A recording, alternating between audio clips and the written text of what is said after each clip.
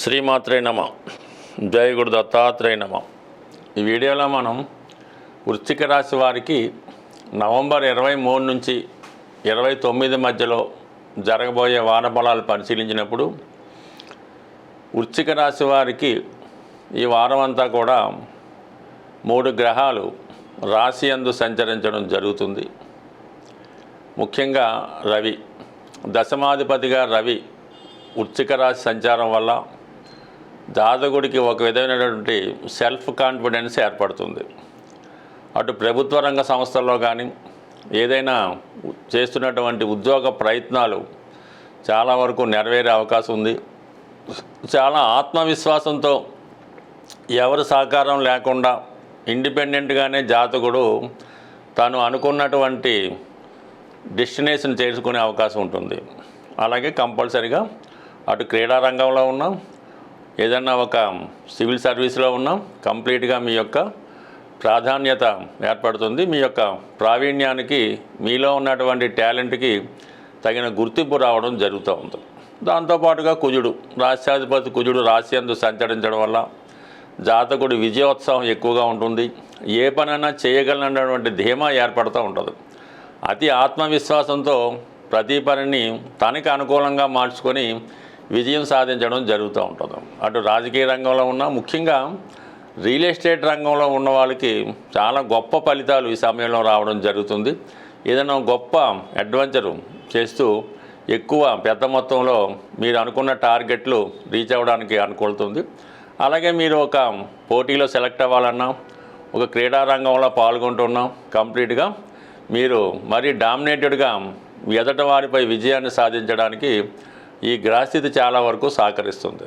దాంతోపాటుగా బుధుడు, మరి బుధుడు ఈ రాశి వారికి అష్టమ లాభాధిపతిగా రాశి యందు సంచరిస్తూ ఎప్పుడైతే రవితో కలియడం వల్ల నిపుణ యోగం అనే ఒక యోగం ఏర్పడుతుంటుంది. జాతకుడు తన నైపుణ్యాన్ని చాలా ఎక్కువగా పెంచుకుంటుంటాడు.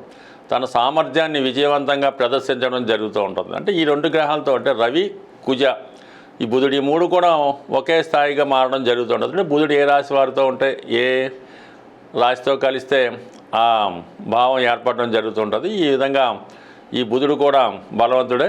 చాలా చాకచక్యంగా అటు క్రీడారంగంలో చదరంగం లాంటి సున్నిత గేమ్ అవనివ్వండి, క్రికెట్ లాంటి సమయస్ఫూర్తి గేమ్ అవనివ్వండి, జాతకుడికి విజయ అవకాశాలు లభిస్తాయి. అలాగే ఒక ఇంటర్వ్యూలో కూడా విజయం రావడం లభిస్తూ ఉంటుంది. దాంతోపాటుగా శుక్రుడు ఈ వార ప్రారంభంలో 26 వరకు మనకి 1000 స్థానంలో ఉంటూ సౌకర్యాలు కలిగిస్తూ ఉంటాడు. సమయానికి అన్ని రకాల సౌకర్యాలు వస్తూ ఉంటాయి. కంఫర్టబుల్ లివింగ్ ఉంటుంది. ఇష్టమైన వారితో కలుసుకోవడం జరుగుతూ ఉంటుంది. తనకు ఏమైనా ఎంటర్టైన్మెంట్, సరదాలు, ఇంకో కార్యక్రమాలు లాంటివి ఏమైనా ఉంటే అవి వాటికి నెరవేరే అవకాశం ఉంది. కొత్త స్నేహితులు, కొత్త పరిచయాలు ఏర్పడడం జరుగుతూ ఉంటుంది. అయితే 26 తర్వాత శుక్రుడు కూడా రాశిలో ప్రవేశిస్తాడు. ఇక సప్తమాధిపతిగా శుక్రుడు రాశిలో ప్రవేశిస్తూ పంచమాధిపతితో కలియడం వల్ల ఈ వివాహానికి సంబంధించింది. అంటే జాతకుడు ఏదైనా ప్రేమలో పడవచ్చు, ఆల్రెడీ ప్రేమలో ఉన్న వాళ్ళు వివాహం దాకా వెళ్ళవచ్చు, బట్ ఏదైనా పెళ్లి విషయంలో ఒక అంగీకారానికి రావచ్చు. ఏదైనా కొన్ని కొత్త పరిచయాలు జాతకుడికి తీవ్రమైనటువంటి సంతోషాన్ని, ఆనందాన్ని కలిగించే అవకాశం ఉన్నది.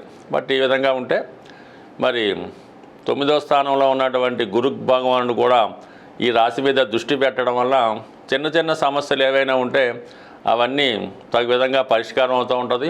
ప్రేమ, పెళ్ళి మొదలగు విషయాల్లో పెద్దవారి యొక్క అంగీకారం లభించడం జరుగుతూ ఉంటుంది. ఇవన్నీ ఒక ఎత్తు అయితే, పంచమ స్థానంలో శని భగవానుడు వక్రగమనంలో ఉంటూ ఈ నెల 26వ తారీఖున రుజుమార్గంలోకి రావడం జరుగుతుంది. అంటే ఒక క్లారిటీగా జాతకుడు ఒక ఉద్యోగ విషయంలో కానీ, ఒక పెళ్లి విషయంలో కానీ, ఒక ప్రేమ విషయంలో కానీ డ్యూయల్ మెంటాలిటీ లేకుండా ఏకాభిప్రాయంతో జాతకుడు నిర్ణయించుకోవడం వల్ల తను అనుకున్నది చేసే అవకాశం ఉంది. బట్ మునుపట్లాగే ఈ స్పెక్యులేషన్ కానీ, షేర్ మార్కెట్ కానీ, ఆన్లైన్ బెట్టింగ్ కానీ, ఈ జోదాల్లో పాల్గొకుండా చాలా జాగ్రత్త వ్యవహరించవలసి ఉంటుంది. చాలా సందర్భాల్లో కన్ఫ్యూజ్ అయ్యి ఇబ్బంది పడుతూ ఉంటారు.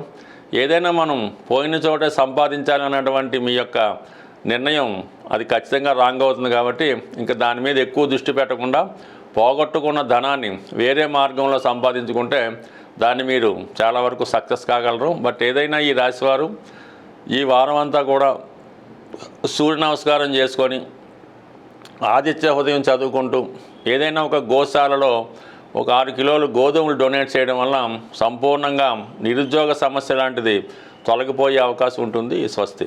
ఏదైనా మనం మార్గశిర మాసంలోకి ప్రవేశించాం, ఎంత గొప్ప ఆర్థికపరమైనటువంటి ఇబ్బందుల్లో ఉన్నవాళ్ళైనా దాని నుంచి బయటపడడానికి ఒక సులభమైనటువంటి మార్గం కేవలం ఈ మార్గశిర మాసంలో ఉండడం జరుగుతూ ఉంటుంది.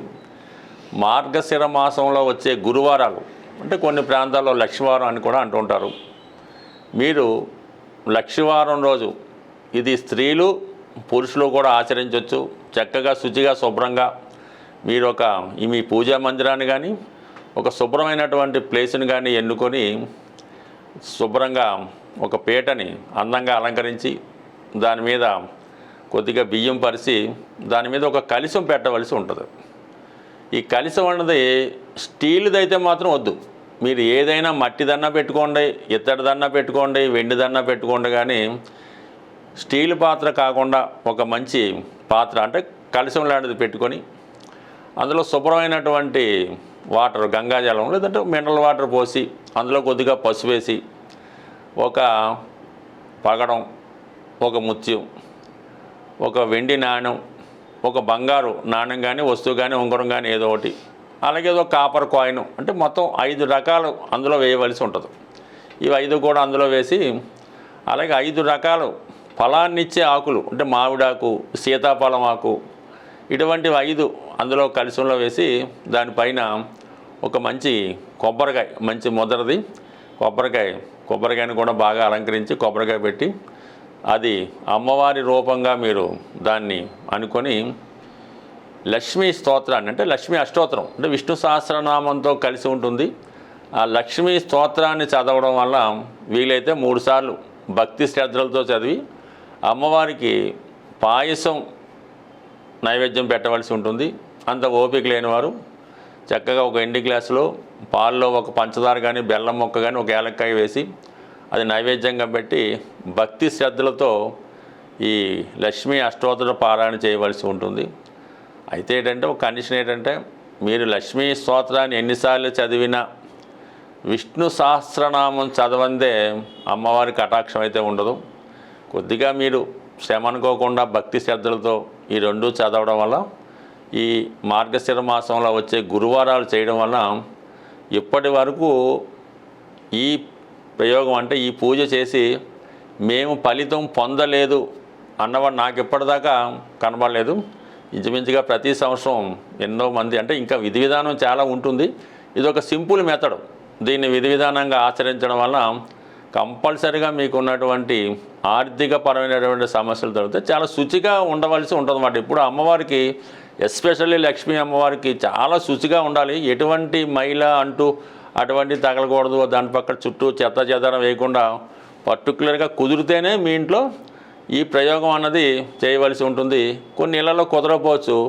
అటువంటి వాళ్ళు ఏదైనా ఒక నిశ్చలమైనటువంటి ప్రదేశంలో ఏ గోశాలలోనో అలా చేసుకోవాలి తప్ప ఈ క్లమ్జీగా గత్తరగా ఉన్నటువంటి ఇళ్లలో చేయడం వల్ల అదృష్టానికి బదులు మరేదో వచ్చే అవకాశం ఉంది. కాబట్టి జాగ్రత్తగా చేసుకోండి.